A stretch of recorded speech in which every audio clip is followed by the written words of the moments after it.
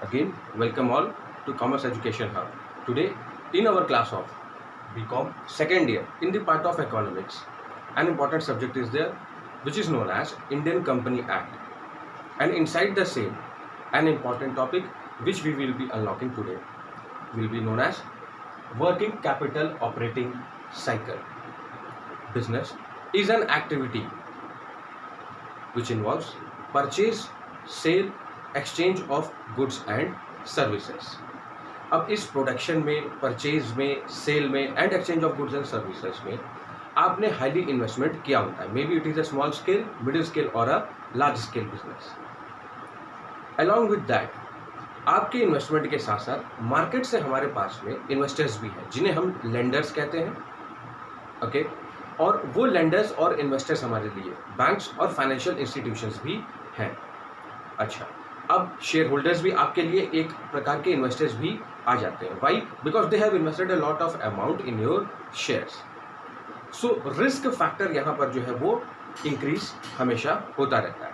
अब इस risk factor के लिए आपके पास में एक प्रॉपर कैपिटल का मैनेजमेंट होना जरूरी है, and that is known as working capital management. But to get rid of some kind of bankruptcy यानी कि liquidation, else you can also say it as insolvency. Okay, you need to have a proper management in working capital. Okay, so before the same we need to understand what is business cycle.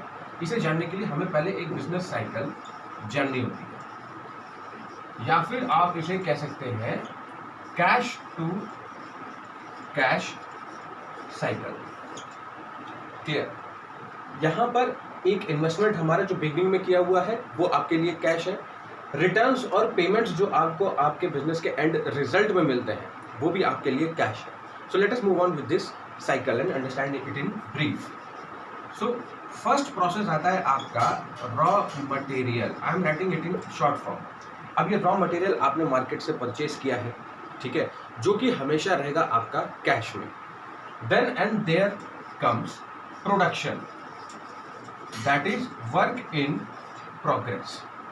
अब इस raw material को आप अपनी machinery में जो technology है उसके साथ and with the help of labourers, that is skilled, unskilled and semi skilled, you will be making finished product, या फिर आप इसे कह सकते हैं फाइनल प्रोडक्ट भी। अब ये हमारा फिनिश्ड गुड यहाँ पर तैयार हो जाता है। ओके, एंड देन आप यहाँ पर आते हैं आपके सेल्स। सेल्स में आपके आ जाएंगे डेटर्स। ओके, डेटर्स को हम wholesaler as well as retailers भी कह सकते हैं। ओके, यानी कि एक प्रकार के ये हमारे लिए क्या हो गए, मीडिएटर्स ऑफ सेलिंग और providing the final product ultimately to the market area and to the reached customers. Okay, अब ये देखिए, ये जो सारा प्रोसेस है इसमें एक टाइम पीरियड लगता है। ओके, आपने रॉ मटेरियल परचेज किया है, एट अ शॉर्ट आप उसे मशीनरी में नहीं पुटअप करते हैं, आप उसे एक इन्वेंट्री स्टॉक में भी रखते हैं। स्लोली एंड ग्रेजुअली आप उस रॉ मटेरियल को यूसेज में मशीनरी पर आउट करेंगे। अब इसके टाइम पीरियड मान लीजिए, फॉर एग्जांपल आपने ले लिया 30 डेज। रॉ मटेरियल आपने परचेज किया, inventory as a stock warehouse में रखा और स्लोली एंड ग्रेजुअली उसे प्रोडक्शन प्रक्रिया में ले गए, जिसमें एक जो टाइम पीरियड लगा वो है आपका 30 डेज। अब आता है प्रोडक्शन प्रोसेस। इस प्रोडक्शन प्रोसेस में आप कह लीजिए आपके लग गए 15 दिन। Okay, then comes after 15 days, जब वो फाइनल प्रोडक्ट रेडी हो जाता है तो एट अ शॉर्ट आपके जितने भी डेटर्स हैं या मीडिएटर्स हैं वो उसे परचेज नहीं करते। स्लोली एंड ग्रेजुअली जैसे जैसे ऑर्डर्स आएंगे मार्केट से और डिमांड क्रिएट होगी, आप सप्लाई करते हो। तो यहाँ पर ये फिनिश्ड गुड जो है ये हमारा 20 डेज के लिए, एक टाइम पीरियड के लिए रखा जाता है। अब आता है आपका यहाँ पर सेल्स या फिर जो हमारे डेटर्स हैं। डेटर्स आपको हमेशा पेमेंट टाइमली नहीं करेंगे। एट अ शॉर्ट उन्होंने आपसे प्रोडक्ट रिसीव किया और मार्केट में सेल आउट करने के बाद ही वो आपको पेमेंट करते हैं। अब ये पेमेंट का टाइम पीरियड मान लीजिए यहाँ पर हम लिख देते हैं 25 days. D stands for days. So जहाँ आपने देखा रॉ मटेरियल परचेज किया 30 डेज, 15 डेज आपके लग गए प्रोडक्शन यानी वर्क इन प्रोग्रेस में, उसके बाद आगे 20 डेज आपके लग गए फिनिश्ड गुड को वेयर हाउस में स्टोर आउट करने में। एंड अपार्ट फ्रॉम दैट जो आपके डेटर्स हैं ये कभी भी पेमेंट आपका एट अ शॉर्ट नहीं करके एक टाइम पीरियड की बात करते हैं जब मार्केट में आपकी डिमांड मीट आउट हो जाती है और वो पैसा उन्हें रिटेलर से मिलता है, जिसमें लग गए आपके 25 दिन। अब टोटल नंबर ऑफ डेज अगर आप इसमें काउंट करते हैं सो ये आएगा आपका 30, 15, 45, 20, 65 and that here comes as 90 days. अब ये 90 डेज के लिए आपके जितने भी यहाँ पर पेमेंट्स हैं वो यहाँ पर ब्लॉक हो जाते हैं। वाई? बिकॉज अभी आपने अपने बिजनेस को स्टार्टअप किया है और आपका बिजनेस अभी मैन्युफैक्चरिंग प्रोसेस से रॉ मटेरियल को फाइनल प्रोडक्ट बना करके अल्टीमेटली कस्टमर्स तक रीच आउट करवाया है। अभी पेमेंट्स आने आपके एक टाइम पीरियड से बाकी है। सो वो टाइम पीरियड आपने जितना यहाँ पर मीट आउट किया वो कितना हो गया? 90 डेज। अब इन 90 डेज में आपके कुछ एक्सपेंसेस होंगे, कुछ खर्चे होंगे। आइए हम उन्हें जानें। अब ये एक्सपेंसेस आपके रहते हैं सबसे पहला कि रॉ मटेरियल की कॉस्ट, जो कच्चा माल आप मार्केट से लेके आए हैं उसे परचेस हमेशा आप फर्स्ट टाइम करते हैं कैश में। ओके, देन कम्स आप देंगे सैलरीज अपने लेबरर्स को, जो कि आपका स्किल्ड, अनस्किल्ड और सेमी स्किल्ड है। ओके, अपार्ट फ्रॉम दैट आपको देना होगा रेंट, अगर आप अपने प्लांट लेआउट, सेटअप, इंफ्रास्ट्रक्चर या बिल्डिंग को रेंट पर आपने लिया होगा तो, या अगर आपने नहीं भी लिया है तो आपके जो व्हीकल्स जो ट्रांसपोर्ट में लगे वो कहिए रेंट पर हो।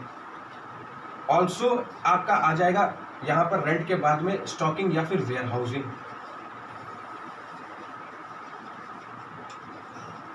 अब आपने अपने स्टॉक को, इन्वेंट्री को पूरा यहाँ पर स्टोर आउट कर रखा है, उसमें भी आपके एक्सपेंसेस मीट आउट होंगे। प्रॉपर क्लाइमेट देना है, एनवायरनमेंट देना है, सेफ्टी, सिक्योरिटी, हर एक चीज़ आपको प्रोवाइड करनी होती है।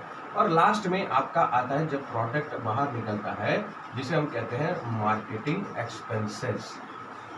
आपके फैक्ट्री प्रीमाइसेस के बाहर जिस दिन प्रोडक्ट जाता है उस दिन आपके मार्केटिंग एक्सपेंसेस मीट आउट होने लग जाते हैं एक इंक्रीज डिमांड में।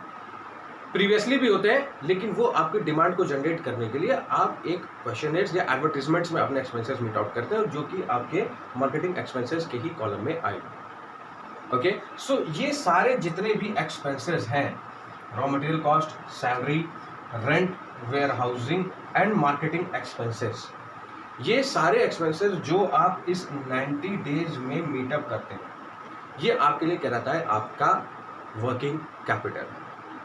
ओके, और इस वर्किंग कैपिटल को इन 90 डेज तक मैनेज आउट करना आपके लिए रहता है working capital management. Okay, so let us make a small and proper definition of this same.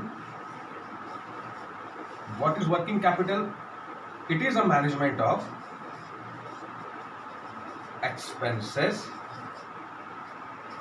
For a specified, या फिर आप कह सकते हैं एक पर्टिकुलर टाइम पीरियड के लिए।